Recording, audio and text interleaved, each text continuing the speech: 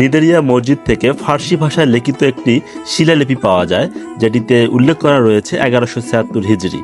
অর্থাৎ 1176 হিজরিতে মুঘল সুবেদার মাসুদ খাঁ ও তার পুত্র মনসুর খাঁর তত্ত্বাবধানেই এই মসজিদটি নির্মিত হয়। মসজিদ 1176 হিজরিতে হয়েছে, আর প্রতিষ্ঠাদাতা হলো সুবেদার মনসুর খাঁ।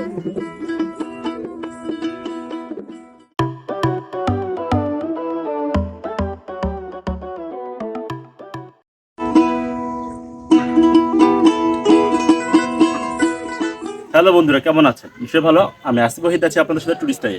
আমি এখন আছি লালমনিরহাটের নিদারিয়া মসজিদের সামনে। আজকে পুরো ভিডিও জুড়ে থাকবে এই মসজিদের ইতিহাস এবং ঐতিহ্য। চলুন শুরু করি। তার আগে আপনি আমাদের চ্যানেলে নতুন বন্ধু থাকলে অবশ্যই আমার চ্যানেলটি সাবস্ক্রাইব করবেন এবং ফেসবুকে দেখলে ফলো দিয়ে যুক্ত থাকবেন। চলুন আমরা শুরু করি লালমনিরহাটের এই নিদারিয়া মসজিদের।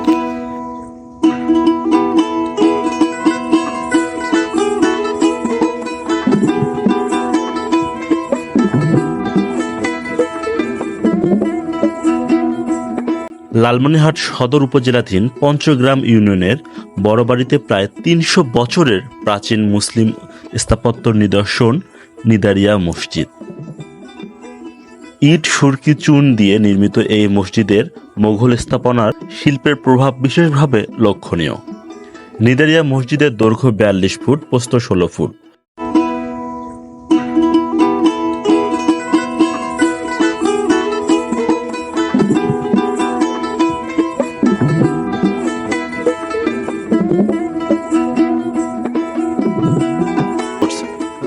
মসজিদ 1176 হিজরিতে হয়েছে, আর প্রতিষ্ঠাদাতা হলো সুবেদার মনসুর খাঁ।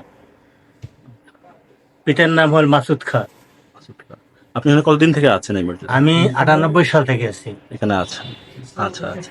মসজিদের উপরিভাগে এক সারি 3টি গম্বুজ ও 4 কোণা নকশা করা 4টি বুরুজ রয়েছে।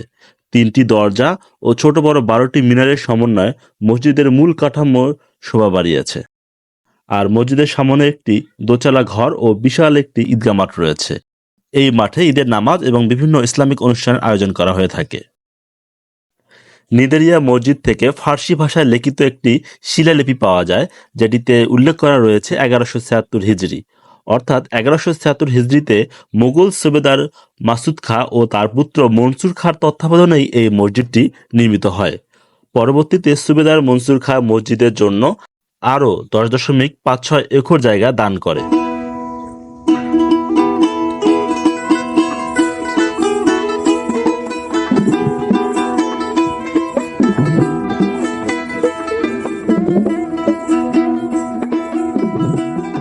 জনশ্রুতিতে আছে, সুবেদার মনসুর খাঁর মুখে দাড়ি না থাকায় তিনি প্রার্থনা করেছিলেন স্রষ্টার কাছে তার মুখে দাড়ি গজালে তিনি একটি মসজিদ নির্মাণ করবেন।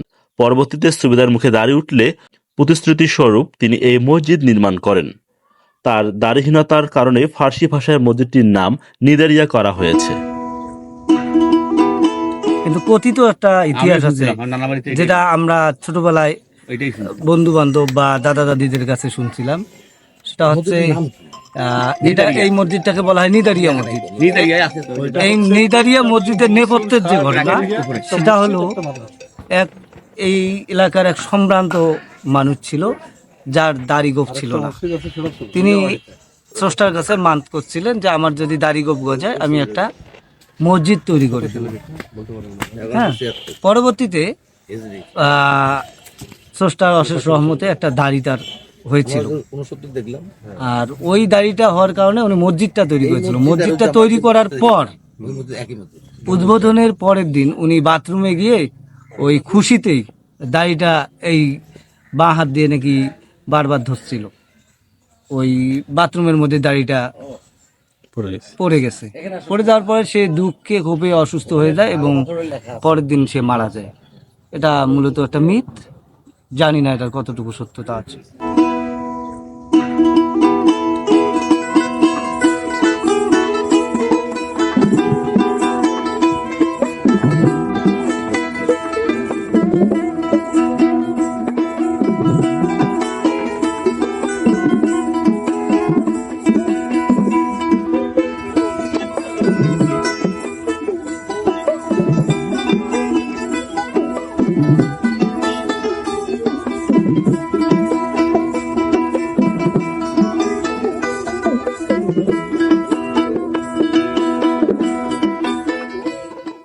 প্রত্নতাত্ত্বিকের ধারণা মসজিদের পাশে থাকা বাঁধানো কবরটি মসজিদের প্রতিষ্ঠাতা মুঘল সুবেদার মনসুর খায়ের।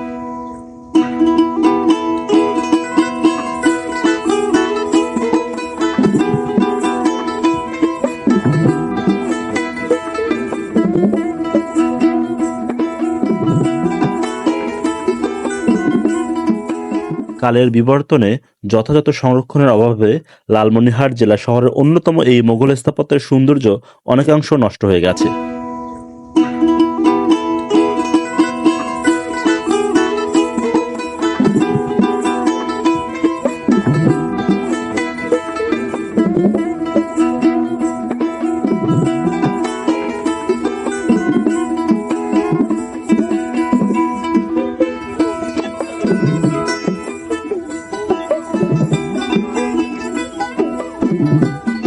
এই নিদারিয়া মসজিদটি রয়েছে প্রত্নতাত্ত্বিক অধিদপ্তরের আওতাধীন। 3 গম্বুজ বিশিষ্ট নিদারিয়া এই মসজিদটিতে মুসল্লিরা নিয়মিত নামাজ পড়ে আসছেন। আর ওই যে কবরটা কার? কবরটা তো গ্যারান্টি কেউ দিতে পারে না, তবে সাত দরকার মধ্যে বলছে ওইটা আল্লাহ অলির কবর। ওই মসজিদ প্রতিষ্ঠাতা যিনি রজনী মসজিদ প্রতিষ্ঠাতা ওনার কবরটা, যে একটি মসজিদ গাথা ওই একটি কবর গাথা। হ্যাঁ, রাইট।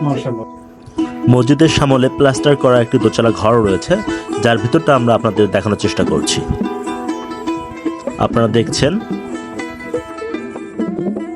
মুঘল স্থাপনার এই নিদারিয়া মসজিদটির ভিতরে অভ্যন্তরে আমরা আসলে আপনার দেখানোর চেষ্টা করব। চলুন আমরা ভিতরে যাই। আপনারা ভিতরটা দেখছেন, বেশ চমৎকার নকশা করা দেয়ালগুলো।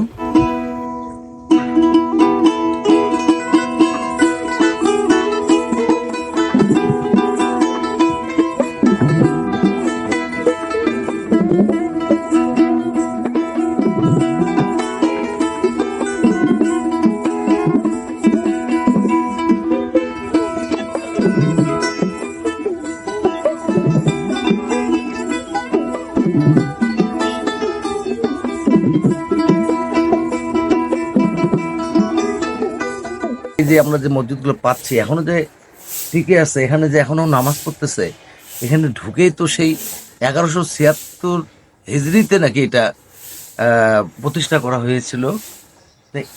মানে গাটা শিহরণ জাগে। আর তখন তো মসজিদ কেন্দ্রিক সমাজ ব্যবস্থাটা ছিল আর কি, মসজিদ কেন্দ্রিক। তো যাই হোক, ইতিহাস এবং ঐতিহ্য আমাদের এই, যদিও লালমনিরহাট জেলায় আগে কুড়িগ্রাম অবিভক্ত কুড়িগ্রাম ছিল, এবং এখানকার সভ্যতা, এই মানুষের যে বসতি, মানুষের যে দৃষ্টিভঙ্গি, এই যে মসজিদ, তারপরে যে মন্দির, এই যে চলাচল, ঠিক আগের মানে সভ্যতাটা কিরকম ছিল বোঝা যায় আর কি। মুঘল আমলের এই চমৎকার নিদর্শন দেখতে আপনারা যে কোনো খান থেকে আসতে পারেন।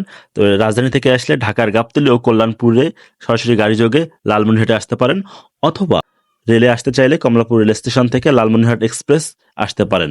এতে আনুমানিক খরচ পড়বে 800 থেকে 1500 টাকার মতো।